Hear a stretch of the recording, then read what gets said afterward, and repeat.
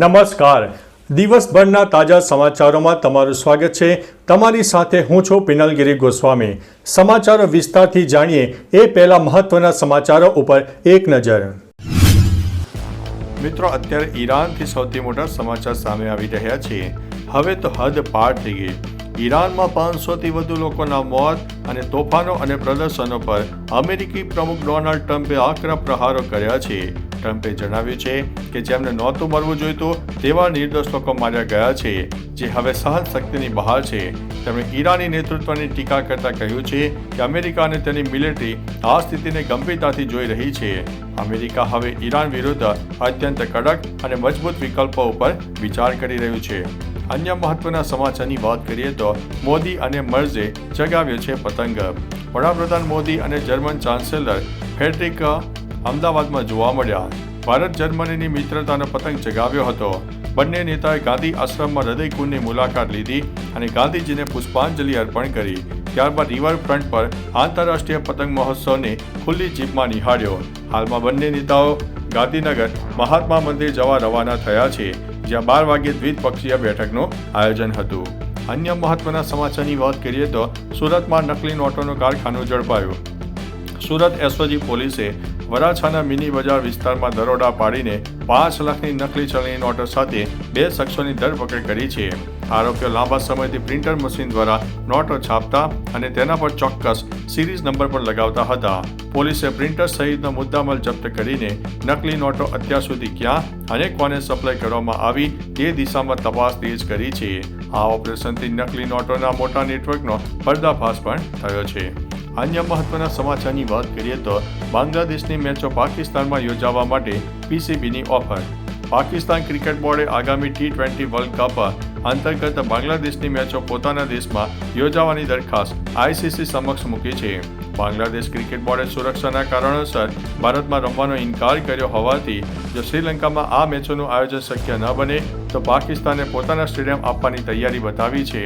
જોકે હજુ સુધી આ બાબતે આઈસીસી કે પીસીબી તરફથી કોઈ સત્તાવાર નિવેદન સામે આવ્યું નથી. અન્ય મહત્વના સમાચારની વાત કરીએ તો દસ્તાવેજ ન હોય તો જમીનની માલિકી કેવી રીતે સાબિત થાય?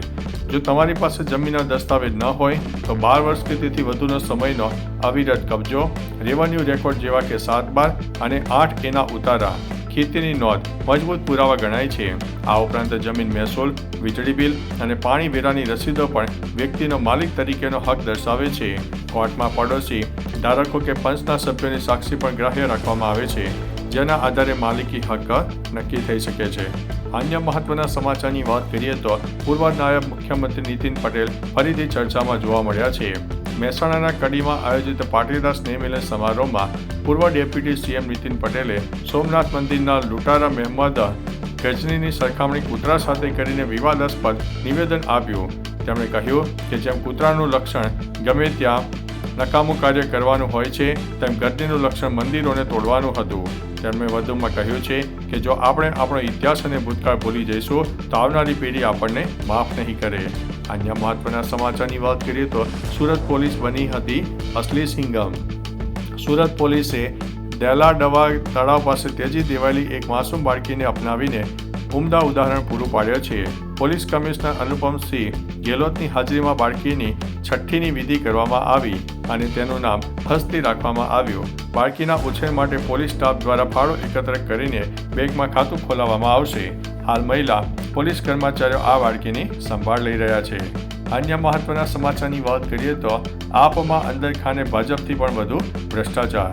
મોરબીમાં આમ આદમી પાર્ટીની સભામાં સહપ્રભારી હિતુભા રાઠોડે પક્ષને ગુંડાઓ અને અમીરોની પાર્ટી ગણાવીને રાજીનામું આપતા ખળભળાટ મચ્યો છે. તેમણે આક્ષેપ કર્યો છે કે આપમાં ભાજપ કરતાં પણ વધુ ભ્રષ્ટાચાર છે અને અહીં નાના કાર્યકરોની કોઈ કિંમત નથી. હિતુભાઈએ પક્ષ ઉપર ગુંડારાજ અને તાનાશાહીનો આરોપ લગાવીને લોકોને આ પાર્ટીમાં ન જોડાવા માટે અપીલ કરી છે. આ ઘટનાથી રાજકારણમાં અત્યારે ગરમાવો આવી ગયો છે. તો ચાલો મિત્રો, ફરીથી દેશ અને દુનિયાના સુપરફાસ્ટ સમાચાર લઈને મળતા રહીશો. ત્યાં સુધી અમને રજા આપશો. નમસ્તે.